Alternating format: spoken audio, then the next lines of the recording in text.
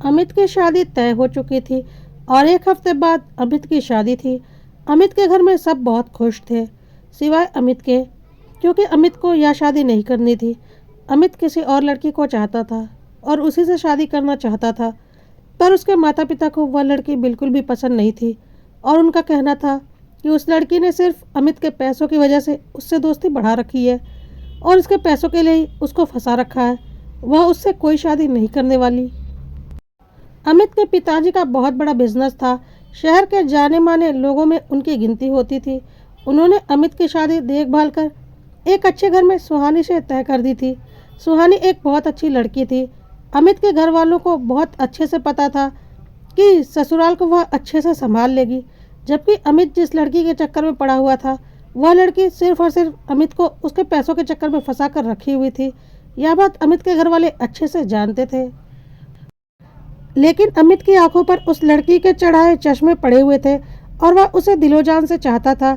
लेकिन घर वाले किसी भी कीमत पर तैयार नहीं हुए और अमित की शादी सुहानी से तय कर दी।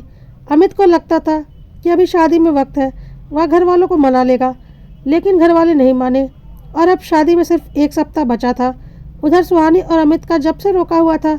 कभी कभी सुहानी और अमित की फ़ोन पर बातें होती थी।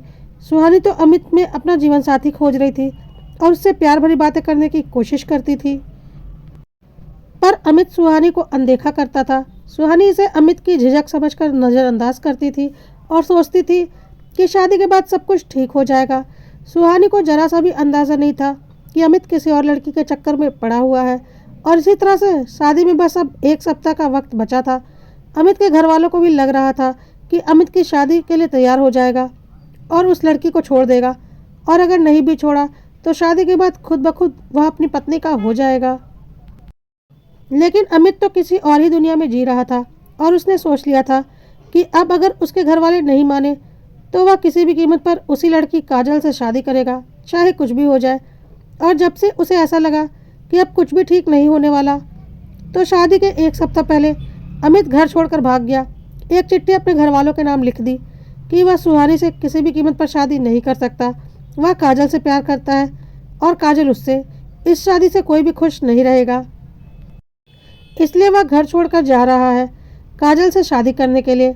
अमित के पिताजी ने अमित को पहले ही बोल दिया था कि उसकी शादी काजल से कभी नहीं होगी, और अगर वह काजल से ज़बरदस्ती शादी करना चाहता है तो वह अपने पिता की सारी संपत्ति को भूल जाए। उसके पिता उसे अपनी सारी संपत्ति से बेदखल कर देंगे। अमित को पता था कि अगर वह घर छोड़कर जाएगा तो अपने पिता की संपत्ति से हाथ धो बैठेगा, लेकिन उसके लिए तो उसका प्यार मायने रखता था। इसलिए उसने एक बार भी घर छोड़ने से पहले यह नहीं सोचा कि एक सप्ताह बाद उसकी और सुहानी की शादी है, और इस तरह से शादी के एक सप्ताह पहले उसके भाग जाने से सुहानी का जीवन बर्बाद हो सकता है। सुहानी की तो इसमें कोई गलती भी नहीं थी, लेकिन अमित को सिर्फ और सिर्फ अपना स्वार्थ और प्यार दिख रहा था। अमित के माता पिता को बहुत अच्छे से पता था कि काजल अच्छी लड़की नहीं है, इसलिए उन्होंने अमित और काजल की शादी नहीं होने दी थी। लेकिन उन्होंने यह नहीं सोचा था कि अमित ऐसा कदम उठा लेगा। अब क्या किया जा सकता था? अमित ने तो अपना फैसला ले लिया था। अमित के घर वालों को बिल्कुल भी समझ में नहीं आ रहा था कि अब क्या करें। अमित बचपन से ही बहुत जिद्दी किस्म का लड़का था और जो चाहता था उसे पाकर ही रहता था, चाहे उसके लिए उसे कुछ भी करना पड़े। अमित ने भी सोच लिया था कि कुछ दिन घर वाले नाराज रहेंगे, लेकिन उसके बाद वह अपने हक की प्रॉपर्टी तो उनसे लेकर ही रहेगा। इसलिए वह बिना कुछ सोचे काजल के पास चला गया था। इधर अमित के घर में तनाव का माहौल बन गया था। अमित के मम्मी पापा को समझ में नहीं आ रहा था कि सुहानी के घर में क्या बोले। आखिर उस घर की बेटी की शादी थी और शादी के पहले दूल्हा भाग गया था। किसी का भी दिमाग काम नहीं कर रहा था। उधर सुहानी के घर में शादी की तैयारी चल रही थी और सब बहुत खुश थे। किसी तरह से हिम्मत करके अमित के मम्मी पापा सुहानी के घर गए। अचानक अमित के मम्मी पापा को देखकर सुहानी के घर में सबको शक हुआ कि ऐसा क्या हो गया कि शादी के एक सप्ताह पहले समधी समधन जी अचानक यहाँ आए हैं, और उन्होंने घबराकर पूछा, जी क्या बात हो गई, आप लोग यहाँ? अमित के मम्मी पापा ने घबराते हुए सारी बात बता दी।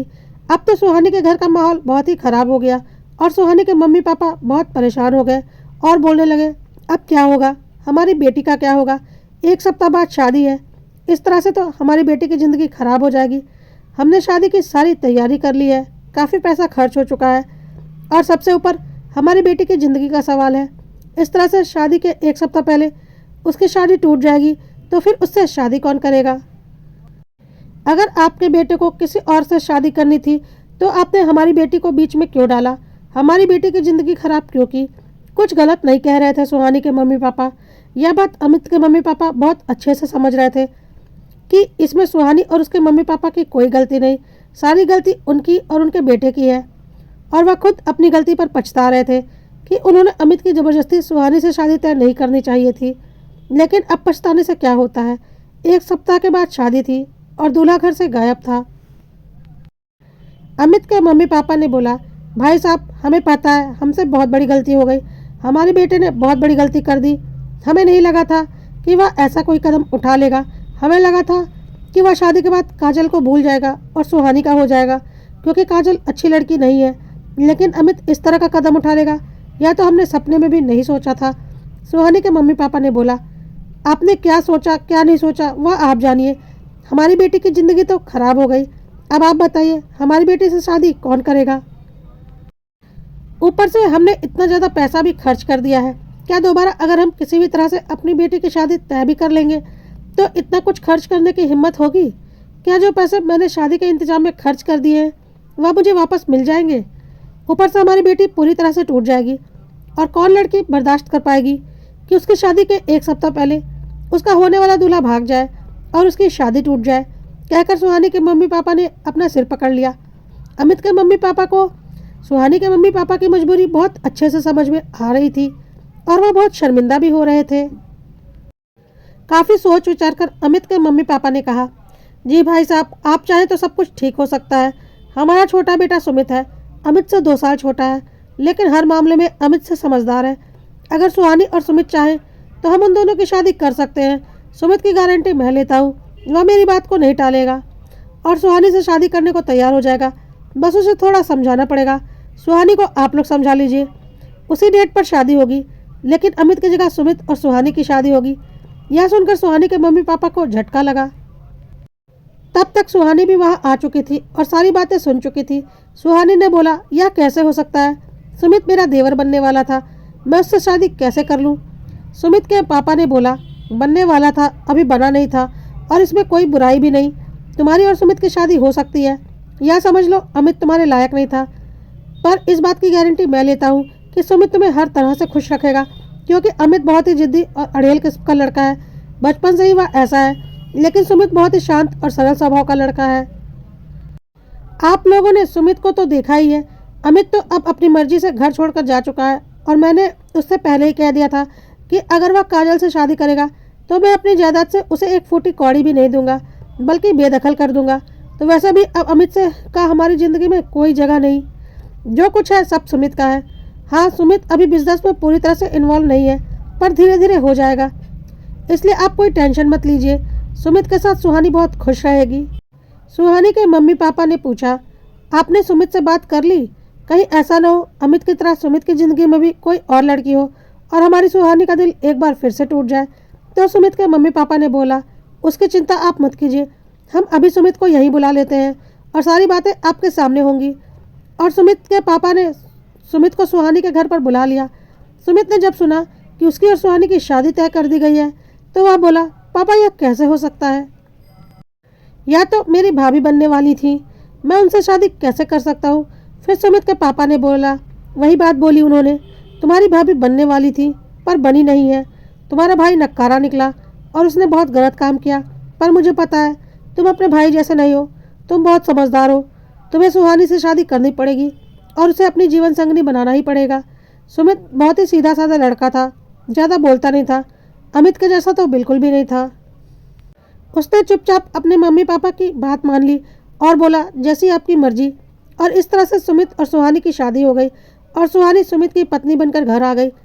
सुमित बहुत घबराया हुआ था। जो लड़की उसकी भाभी बनने वाली थी वह उसकी पत्नी बन गई और सुमित ने तो अभी अपनी शादी के बारे में कुछ सोचा ही नहीं था और एकाएक उसकी शादी हो गई। वैसे भी सुमित बहुत ही संकोची स्वभाव का था, सीधा साधा लड़का था, तो उसे बहुत ज़्यादा ही घबराहट हो रही थी। ऊपर से उसकी होने वाली भाभी उसकी पत्नी बन चुकी थी। सुमित से कुछ बोला नहीं जा रहा था। सुहानी भी थोड़ा परेशान थी कि जो उसका देवर बनने वाला था आज उसका पति बन चुका था और वह इतनी देर से यह भी समझ चुकी थी कि सुमित अमित जैसा नहीं है, बहुत ही सीधा और संकोची स्वभाव का है। लेकिन अब क्या किया जा सकता था। भगवान को जो मंजूर था वह हो चुका था और सुहानी और सुमित पति पत्नी बन चुके थे। सुहाग रात के वक्त सुमित चुपचाप बैठा था। सुहानी से कुछ भी बोलने की उसकी हिम्मत नहीं थी। सुहानी ने ही झिझक छोड़कर बात करनी शुरू की और बोला, हमने कभी सोचा नहीं था कि हमारा रिश्ता इस तरह से एकाएक बदल जाएगा और देवर भाभी की जगह हम पति पत्नी बन जाएंगे। पर ईश्वर को शायद यही मंजूर था। सुमित ने बोला, हाँ, और इसी वजह से मैं अभी इस रिश्ते को लेकर बहुत तनाव में हूँ और रिलैक्स नहीं हो पा रहा हूँ। मुझे थोड़ा वक्त चाहिए, प्लीज़ आप बुरा मत मानिएगा। मैं इतनी जल्दी एडजस्ट नहीं कर पाता हूँ। और हाँ, आपको कोई परेशानी नहीं होगी, मैं आपको कोई परेशानी होने भी नहीं दूंगा, पर मुझे थोड़ा वक्त चाहिए ताकि मैं खुद को समझा पाऊँ कि अब मैं शादीशुदा हूँ और किसी का पति हूँ। सुहानी ने बोला, मैं समझ सकती हूँ, मेरे साथ भी यही समस्या है। कोई बात नहीं, हम दोनों एक दूसरे को वक्त देते हैं, धीरे धीरे सब कुछ ठीक हो जाएगा।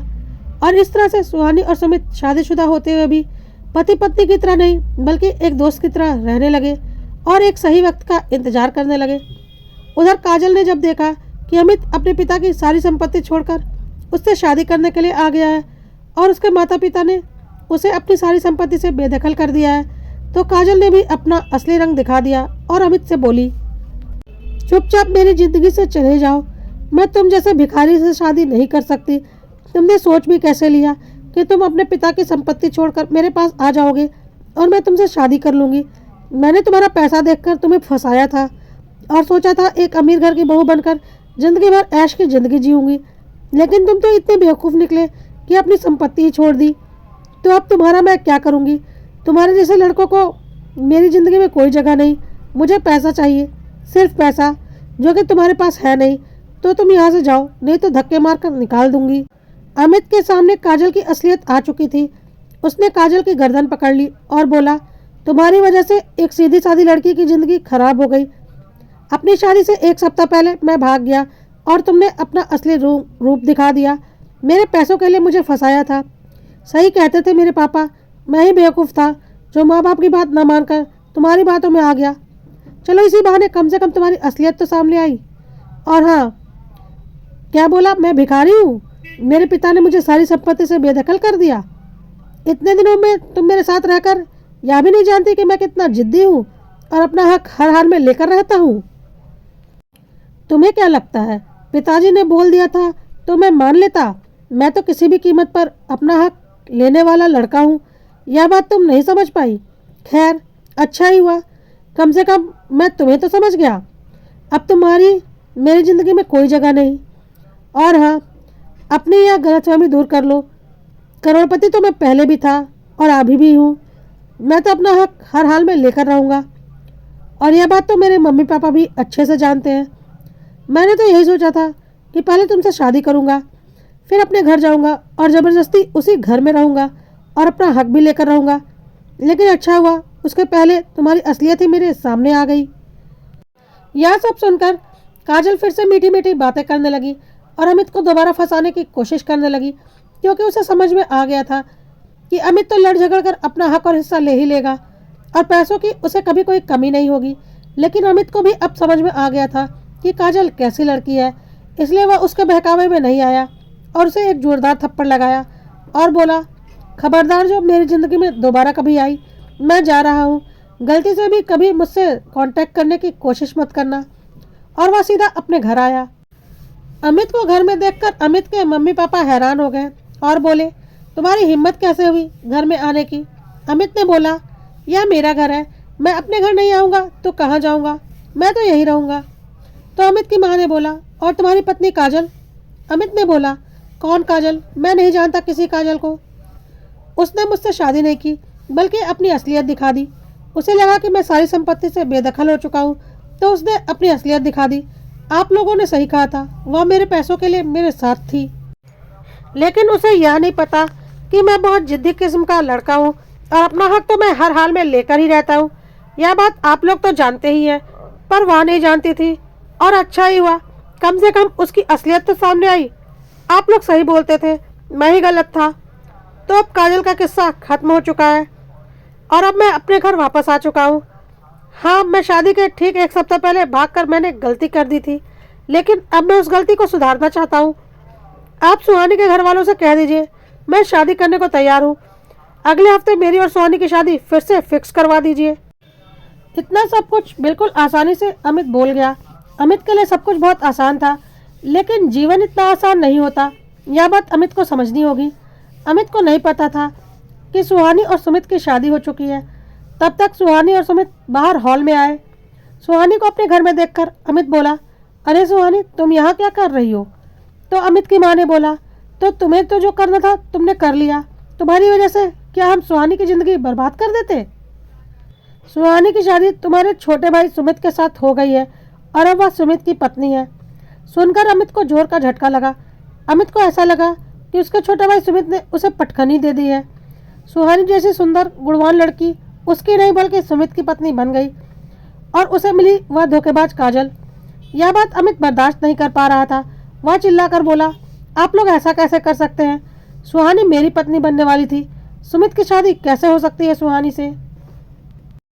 तो अमित के मम्मी पापा ने बोला, बनने वाली थी, बनी नहीं थी, और अब वह सुमित की पत्नी बन चुकी है।